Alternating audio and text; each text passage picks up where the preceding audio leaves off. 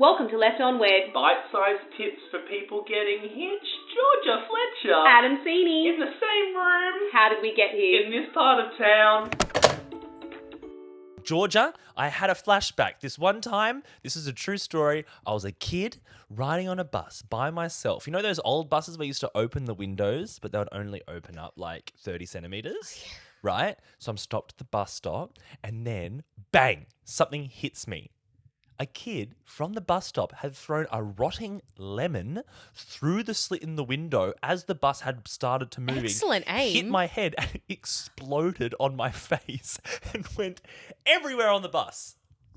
What? I'm just shocked that you said your name at the introduction of the podcast. And this is a wedding podcast. It is. Thank you for telling a bus story. I have a bus story. When life gives you lemons, don't get on the bus. When life gives you lemons in wedding planning, elope. Oh. And that is what we're talking about today. Today's topic is Elopements, how to plan them, what they are, a dictionary from A to Z, all about the letter E, elopements. And I might even throw in another letter, M. Oh. Micro weddings. Oh, I love that. I thought we were Right? playing a game of categories. What's an elopement and what's a micro wedding? We will, once this podcast is over, sit down and just play a couple rounds. Love that. We keep on teasing word associations. I'm I. getting excited. We're not going to record. It's just for us. Okay, We're just going to hang out. just play some categories. We never do that. No, we don't. We You don't and just I. hang out. So you might be at the stage of wedding planning where it's getting overwhelming or the guest list is getting really big or you're sort of deciding this isn't for me. What's Or another it's option? getting cha-ching, a little expensive. Yeah, it's what we hear a lot when people elope. It's like, why did you elope? Because we didn't have the money to do a bigger wedding. Not a fuller wedding, bigger wedding. So what is an elopement, Georgia? An elopement is Yes, a dictionary. small bite-sized wedding. That's our. See that's what our, I did yeah, there? Yeah, that's our motto. Yes. Oh my god, I'm so Small excited. bite-sized wedding where it's just you and your partner, the celebrant, and maybe a handful of others. But you may just want to have two witnesses. Correct. So to legally get married, just up the top, just to sort of lay this sandstone in and get it nicely, professionally cleaned by a sandstone cleaner, you only need two people with you to get married, including your celebrant. Not including your celebrant. Witnesses, right?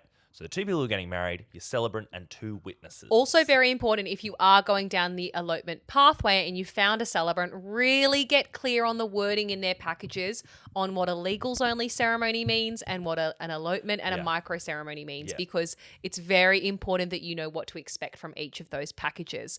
Regardless, the legals only is usually just the bare bones of the legal paperwork, still requiring those 5 people, you and your partner, celebrant, 2 witnesses, and an elopement. They're usually very similar. Yeah. So legals only is literally just saying the legal wording, signing the paperwork, and Bob's your uncle. That's it. Pete's my Correct. uncle, just for the record, not Bob. An elopement would be more of a ceremony, where you have your celebrant maybe telling your story, having a chat, a little bit more bantery and less formal, more casual than a normal bigger wedding, I would say.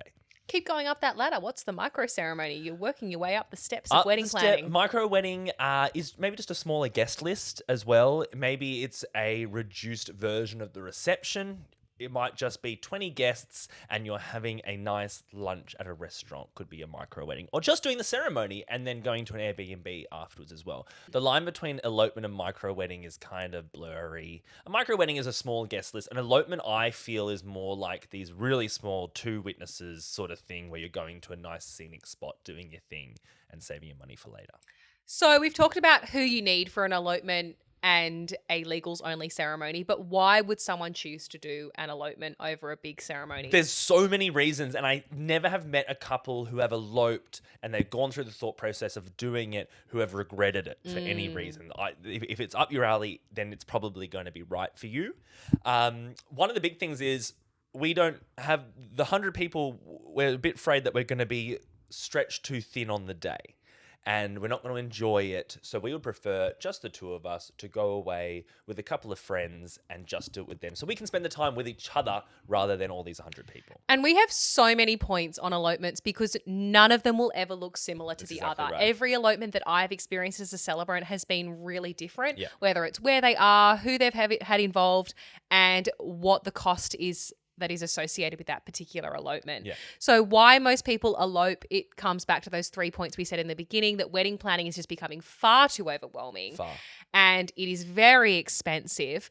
However, we still live in a society where we expect a particular vision for a ceremony. So when we talk to our families about what we want for our wedding, they can be really surprised and shocked about what an elopement is and how they can still be involved and what that might look like, because we now need to have these hard conversations if we're downsizing on our guest list. Firstly, remember that it's your wedding and you can do whatever the hell you You want if you can. want to. But yes, you will have to have difficult conversations. Let's go down the example route of the two of you are running away with your two best friends to the Blue Mountains with a celebrant and a photographer to elope. Name a good location. What's that beautiful? Lincoln's Rock, Wentworth Falls. Oh, it's very Baby, beautiful. I've done a lot of elopements up there. I've It's never been there. Stunning. Heaps of spots in the Blue Mountains that you can go away, run and elope to. And the fun thing is, there's not much pre-planning that needs to be involved. A lot of the time for elopements, I don't see lots of florals being set up. You can, and I have seen it happen, but a lot of the time it's about that scenery, the backdrop. And you can be guided on your photographer by that, which I think is really cool. It's like, hire a great photographer who knows where to elope and then be like, hey, we're going to get married in the Blue Mountains. Where should we go? And they'll guide you on that. Yes. And you can find a beautiful spot.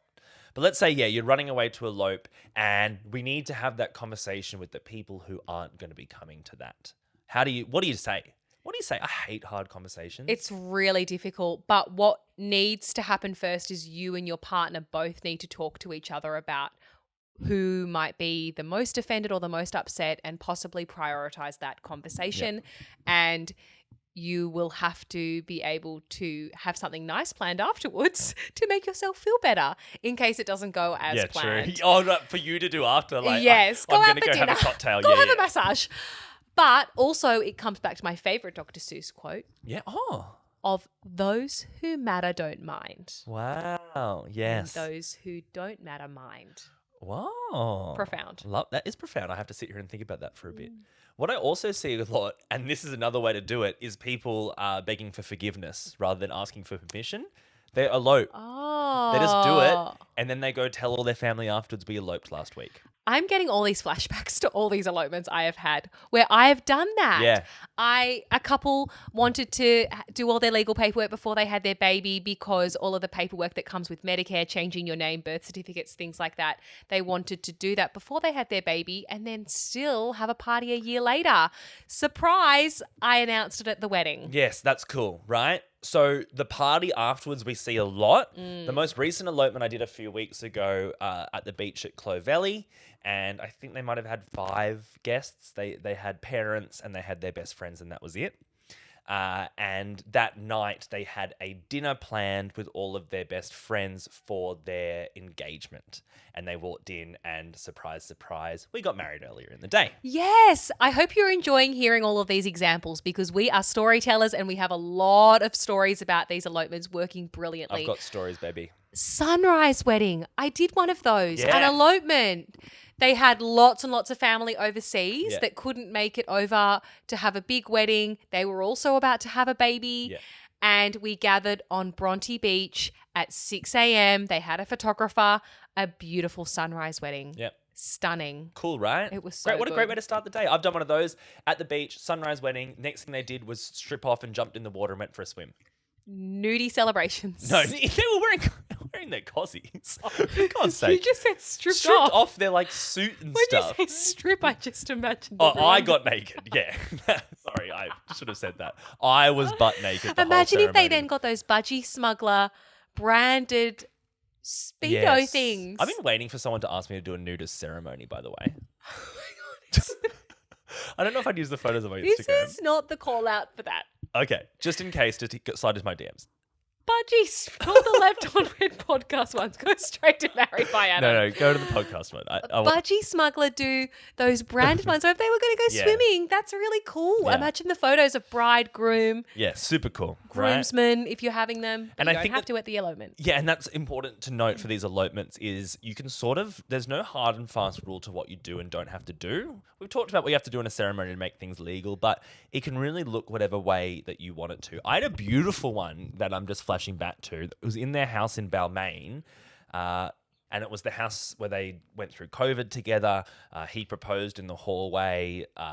They had their first baby at home birth in that house. Beautiful. They had so many memories, and they were moving out of it later that week, right? Why not make it their wedding venue? Exactly. So just 2 of their friends came, and we all stood outside. There was no hard and fast way about how they wanted the ceremony to start. They were both already there. So when we were all ready, they were like, oh, we're going to pop a bottle of champagne. Do you want a glass? Like, yes, please. We all popped a bottle of champagne. And then I said, hey, how about we go outside and get married? So we all walked outside. They held hands. And then we just started talking. And we went through their story because I thought it was really beautiful that a lot of it had happened in the house. And we made it more like a conversation. So I was like, oh, let's talk about the proposal. So where did that happen? He goes, just in the hallway over there. So she walked in and he started telling the story. And then I kind of picked up with the bits that I knew and sort of carried it a little bit. But it was this beautiful conversation in their house. And then they shared their vows, just the 2 of them. It was wonderful. And So yes, beautiful. correct answer. You can still share personal vows in an 100%. elopement, exchange rings, and do all those lovely little things. Yeah. It's just less of the storytelling. And I often say to couples who are going for that elopement or micro ceremony vibe, most of the people that are attending those small bite-sized ceremonies know your story. They already know it. Yeah. So you may want to make sure that you're encouraging more of what's in the future, what's happening now and what's happening next, rather than what's already happening in that beautiful, lovely, intimate ceremony. Definitely. So we've talked about elopements in your home. We've talked about elopements at Lincoln's Rock. We've talked about ceremonies on the beach. I've also been to beautiful, lovely restaurants where they've then, dined out. I have also done, home elopements where they were about to go off to Bali or go off to Europe as well. Right? So a lot of couples love to go overseas and get married, which is awesome. So you can get legally married in other countries. It might be easier for you to get legally married in Australia, for example, if you're going to Bali, which we see a lot. You do your legals with the celebrant just before you go. You could do it the day before you go, and then you can pop off to Bali and go do a commitment sort of ceremony. Pop off. Pop off, baby. I'm going to Bali soon. Bye-bye. Not getting married, already married. Yeah, you can't do that. You can't have 2 weddings. Going overseas for a wedding is such an easy way to get an elopement or micro wedding sort of experience because not everyone's going to be able to come. Yes, sometimes you can blame the cost of living Yeah. and the destination Brilliant. on why you have to cut your guest list. Exactly.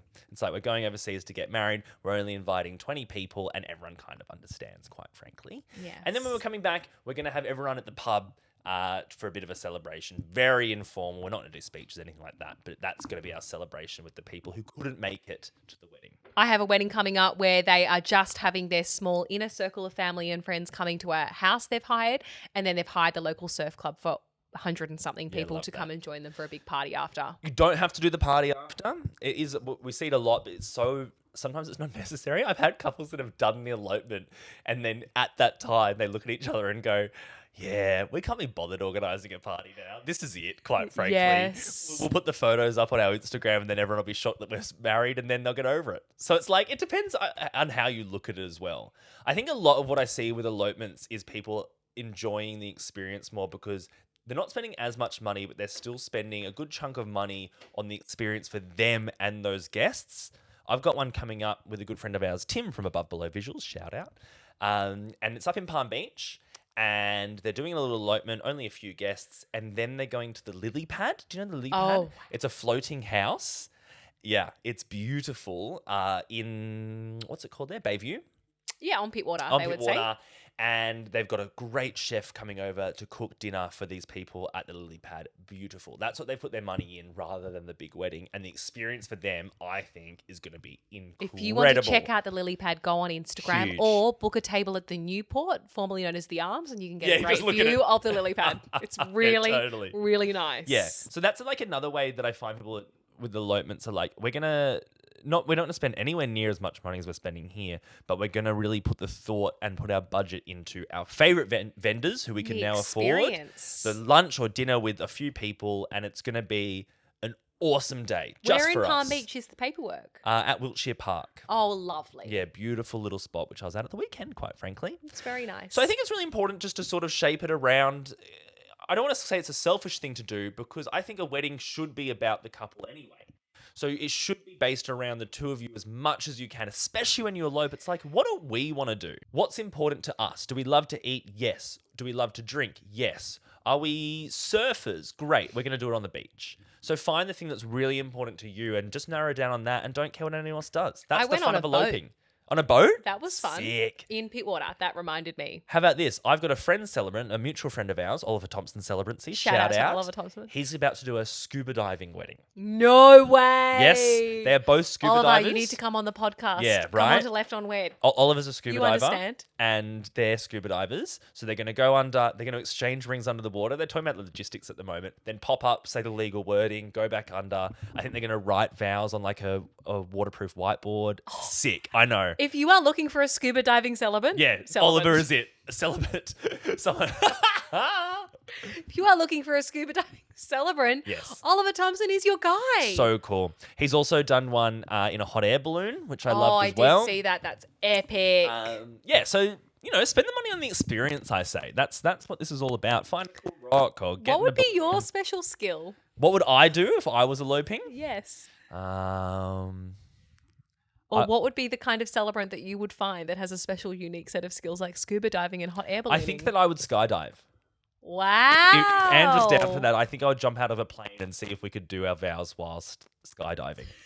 Wouldn't that be nuts? Imagine your mouth. It would be a fun video, right? Oh, What would you do? I don't know. There's so many options out there. So if you search hashtag elopement ideas, heaps. so many things come up. Get your inspo. There are also companies that can do it all for you. True Provide dat. the chairs, do all the coordinating, Yeah. source the vendors that you need from photographer to celebrant, Yeah. and they can just do it all for you for a set price. Because a lot of time what we find as well is that a lot of couples might elope because they find it overwhelming planning a bigger wedding. So it's like, okay, so we're going to need some help with this elopement experience. And there's heaps of things out there that you can do. Georgia, can I shout out another business of mine? Please. Oh my God. Shot Gin Weddings. Oh. And this might be a little bit preemptive depending on when this episode comes out. But you can come and elope at a gin distillery with me on the hour. Every hour, we're going to have a couple come in, get married, shot gin, and then bugger off. It is very trendy. Where is it located though? Unexpected Guest Distillery in Marrickville with the salty shutter. It's huge. Oh my God. If I may Yep. do another shout out for people in Canberra, Yes. the amazing Sarah Marie Celebrancy does dope elope. Yeah, like cool. a festival style Sick. elopement package. And Sick. it is amazing. Cool. Dope elope. Love it. Look at all these options out there. So many options. So many things that you can do. Don't let anyone tell you what to do. That's what elopements are about. Be yourself. That's extremely aggressive. I am a little bit aggressive today. I'm so reactive. sorry. I asked before we started recording this episode if I could say the F word and Georgia said no. I did. But I'm going to say it right now. Fuck! Hey, thanks for listening. We really appreciate you. And if you want to hear and see more, follow us on the socials. We are at Left on Wed Podcast on TikTok, on YouTube. There are full video episodes and on Instagram. There sure are. If you've got questions, you've got comments, ideas for topics, Yeah. slide on into the DMs. But you can also inquire about our celebrant services by finding Adam on Instagram and TikTok at Married by Adam. That's me. You can find me at Georgia Fletcher Celebrant. And if you are itching to tell people about this, please do. But you can leave us a review on whatever platform you listen on. Tell people how much you love it. 5 stars only. Thank you. That's all we will accept. We'll see you next time. Left on Wed is recorded on the lands of the Gadigal people of the Eora Nation. We pay respects to the elders past and present. We, Adam and Georgia, acknowledge our First Nations people's continuous connection to culture and the importance of storytelling.